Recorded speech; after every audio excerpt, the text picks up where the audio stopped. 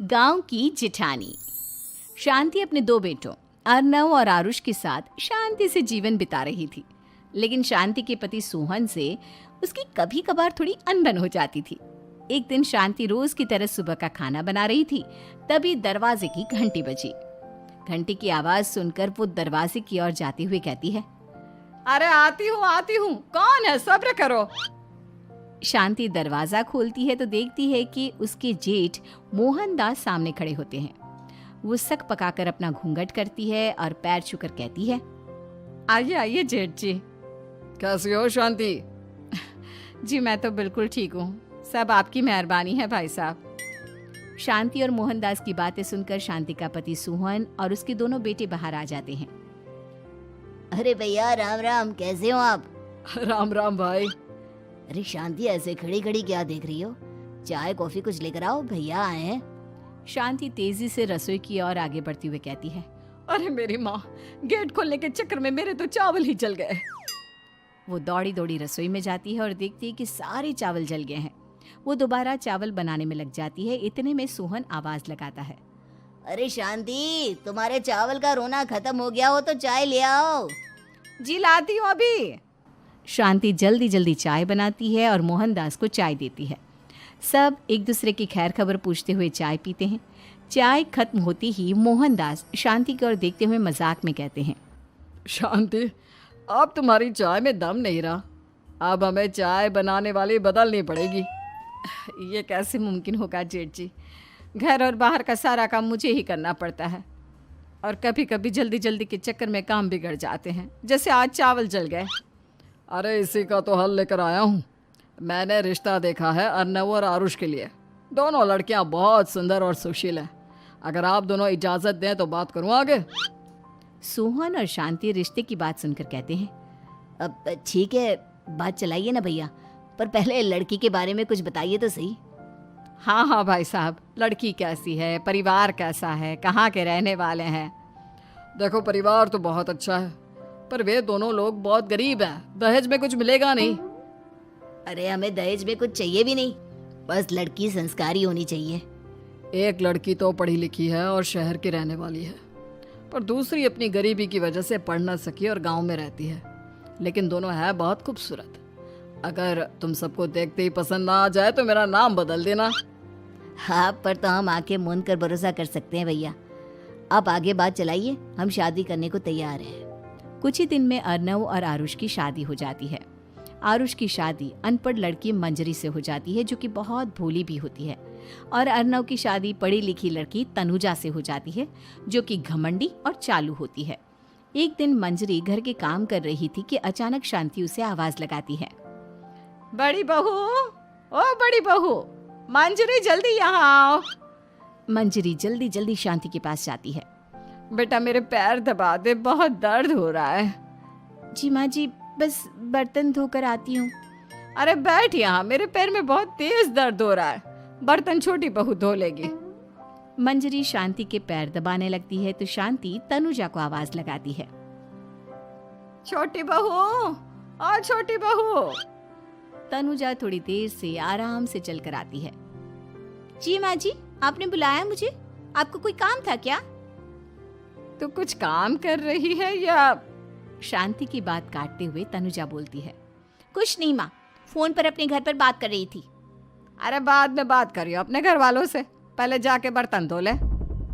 तनुजा मुंह बनाते हुए अपनी जिठानी की ओर देखती है और मन ही मन कहती है, ये महारानी वहाँ बैठी है, ये नहीं कि बर्तन धो ले। मैंने इतनी पढ़ाई बर्तन धोने के लिए की थी क्या? तनुजा दांत पीसकर वहां से चली जाती है। अगले दिन सब दफ्तर चले जाते हैं, तभी डाकिया चिट्ठी लाता है। शांति चिट्ठी लेकर मंजरी से कहती है, बड़ी बहू, जरा छोटी बहू को बुलाना, एक चिट्ठी आई है। मेरी तो आंखें कमजोर है तो मुझसे पढ़ा नहीं जाएगा। मंजरी तनुजा के पास जाकर कहती है, तनुजा, तुम्हें माँ जी बुला रही हैं। मुझ पर हुक्म मत चलाओ, काम बताओ काम। अरे मैंने तुम पर कहाँ हुक्म चलाया, और हुक्म चला भी दूंगी तो क्या हुआ, तुम तो मेरी छोटी बहन की तरह हो ना। तुम जैसी अनपढ़, जाहिल और गांव की गवार मेरी बहन नहीं हो सकती। बेचारी मंजरी तनुजा की बात सुनकर अपना सा मुंह लेकर रह गई। कोई चिट्ठी आई है, माँ जी तुमसे पढ़वाना चाहती है, बस इसलिए बुला रही हैं। मुंह टेढ़ा करके तनुजा मंजरी का मजाक बनाती हुए कहती है, अनपढ़ कहीं की। तनुजा का ऐसा बर्ताव देखकर बड़ी बहू बहुत दुखी होती है। तनुजा को अपनी पढ़ाई का घमंड इतना हो गया कि अब वो घर के कोई काम नहीं करती और अपनी जेठानी का मजाक बनाती रहती। तनुजा का ये बर्ताव अब उसकी सास को भी नजर आने लगा था। एक दिन शांति ने अपनी बड़ी बहू से कहा, मंजरी, तनुजा हर समय तुम्हारा मजाक उड़ाती है, तुम्हें गुस्सा नहीं आता क्या? आता तो है माँ जी, लेकिन मैं क्या करूं? जब भी उसे कुछ बोलती हूँ वो और भी जली कटी बातें मुझे सुनाकर चली जाती है। मैं उसे अपनी छोटी बहन की तरह प्यार करती हूँ, लेकिन उसके दिल में मेरे लिए कोई इज्जत नहीं। बहू, तूने वो कहावत सुनी है, जुल्म करने वाले से ज्यादा जुल्म सहने वाला अपराधी होता है। मंजरी अपनी सास का इशारा समझ जाती है। वो अपनी देवरानी को सबक सिखाने की ठान लेती है और एक दिन शांति अपनी दोनों बहुओं के साथ बैठी थी तो शांति अपनी बड़ी बहू से पूछती है, अरे बहू, शाम होने को है, कुछ सोचा है क्या बनेगा खाने में? माँ जी, मेरे तो सर में बहुत दर्द है आज। मेरी प्यारी देवरानी ही कुछ अंग्रेजी खाना बनाकर खिलाएगी। सुना है पढ़े लिखे लोग अंग्रेजी खाना बहुत अच्छा बनाते हैं, क्यों तनुजा? इतना कहकर मंजरी अपनी सास की ओर देखकर मुस्कुरा दी। तनुजा अपनी तारीफ सुनकर बहुत खुश हो गई। इतने में शांति कहती है, ये तो सच बात है छोटी बहू, ये तो मैंने भी सुना है। हम भी पक गए हैं बड़ी बहू के हाथ का खाना खा खा कर। तनुजा, तुम्हारी माँ भी तो तुम्हारे खाने की बहुत तारीफ करती हैं। आज हमें भी खिला दो कुछ अच्छा सा बनाकर। शांति की बात सुनकर छोटी बहू और आसमान पर चढ़ गई, पर उसे ये कहाँ पता था कि उसकी सास और जेठानी उसे सबक सिखाना चाहती हैं। तनुजा अपनी तारीफ सुनकर खुश तो बहुत होती है, पर सोचने लगती है, मुझे तो कैसा भी खाना बनाना नहीं आता। अब मैं क्या करूंगी? अगर मैंने इनको सच बता दिया तो मेरी सारी इज्जत मिट्टी में मिल जाएगी। अरे छोटी बहू, क्या सोच रही हो? खिलाओगी ना अपने हाथ का अंग्रेजी खाना? छोटी बहू हाँ में सर हिला देती है। अचानक से उसके दिमाग में एक आइडिया आता है। मैं इंटरनेट से देखकर कुछ बना लेती हूँ, मेरी वाहवाही पूरे घर में हो जाएगी। मुझे कौन सा रोज रोज बनाना है। माँ जी, आज आप सबको ऐसा खाना खिलाऊंगी, ऐसा खाना खिलाऊंगी कि। इतने में शांति छोटी बहू की टांग खींचते हुए कहती है कि पता नहीं कैसा खाना खिलाओगी। ए ऊपर वाले, हमारी रक्षा करना। इतना बोलकर शांति और मंजरी दोनों जोर जोर से हंसने लगते हैं।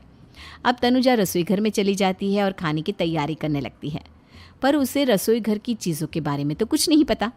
जैसे तैसे सारी चीज़ें निकालती है और इंटरनेट पर देखकर खाना बनाती है। कुछ ही देर में सब लोग घर आ जाते हैं।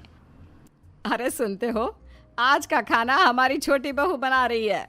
अरे वाह, आज तो फिर कुछ अंग्रेजी खाना खाने को मिलेगा। कुछ ही देर में खाना बन जाता है तो छोटी बहू सबका खाना लगा देती है। इतने में बड़ी बहू कहती है, क्या बात है देवरानी जी, आज तो बहुत अच्छी खुशबू आ रही है। ये बात तो सही कही बड़ी बहू तूने, खुशबू तो अच्छी है। ऐसी खुशबू तो मेरे खाने में भी नहीं आती। सब मिलकर छोटी बहू की बहुत तारीफ करते हैं और छोटी बहू 7वें आसमान पर बैठ जाती है।